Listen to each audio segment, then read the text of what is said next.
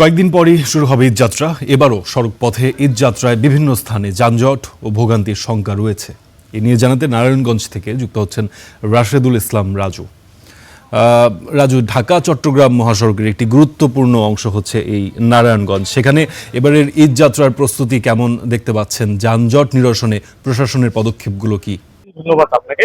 মূলত পবিত্র ঈদ উল আজহাকে কেন্দ্র করে কাশপুর হাইওয়ে পুলিশ এবং জেলা পুলিশের পক্ষ থেকে নানা পদক্ষেপ নেওয়া হয়েছে। তবে এর সঙ্গে আমি আরেকটি বিষয় যুক্ত করতে চাই যে বিগত কয়েক বছর ধরে আসলে সড়ক ব্যবস্থাপনার কারণে এই ঢাকা চট্টগ্রাম মহাসড়কে তীব্র যানজট লক্ষ্য করা যায়। আমি যদি সবশেষ ঈদ উল ফিতরের কথা বলি, ওই সময়টাতেও আসলে একই চিত্র লক্ষ্য করা যাচ্ছে। এই ফলস্বরূপ আসলে কাঁচপুর হাইওয়ে পুলিশ এবং জেলা পুলিশ আশা করছেন যে এবার ঈদ উল আজহায় কোনো তীব্র যানজটের সৃষ্টি হবে না। পাশাপাশি তারা যানজট নিরসনের নানা পদক্ষেপ নিয়েছে। এই অংশ হিসেবে তারা আমাদের যেমনটা জানিয়েছেন, ঢাকা চট্টগ্রাম মহাসড়কে যেসব গুরুত্বপূর্ণ পয়েন্টগুলো রয়েছে সেসব পয়েন্টগুলোতে অতিরিক্ত পুলিশ মোতায়েন করা হবে, পাশাপাশি কমিউনিটি পুলিশও মোতায়েন থাকবে।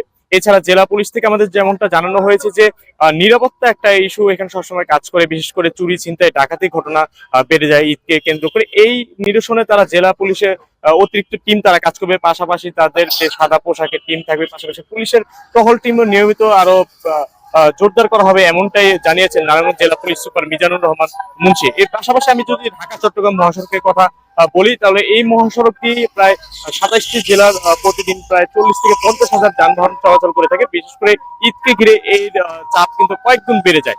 তবে পবিত্র ঈদ উল ফিতরকে ঘিরে আসলে যেসব ভারী যানবাহন গুলো আসলে বন্ধ থাকলেও এই পবিত্র কোরবানি ঈদকে ঘিরে কিন্তু বিভিন্ন যেসব কোরবানি পশু যেসব পরিবহন রয়েছে এগুলো আসলে চলাচল কিন্তু বেড়ে যায়। এর ফলে যানজটের একটা সংখ্যা থাকে। তবে সব মিলিয়ে তারা আশা করছেন যে এবার ঢাকা চট্টগ্রাম মহাসড়কের নারায়ণগঞ্জ অংশে কোনো তীব্র যানজটের সৃষ্টি হবে না।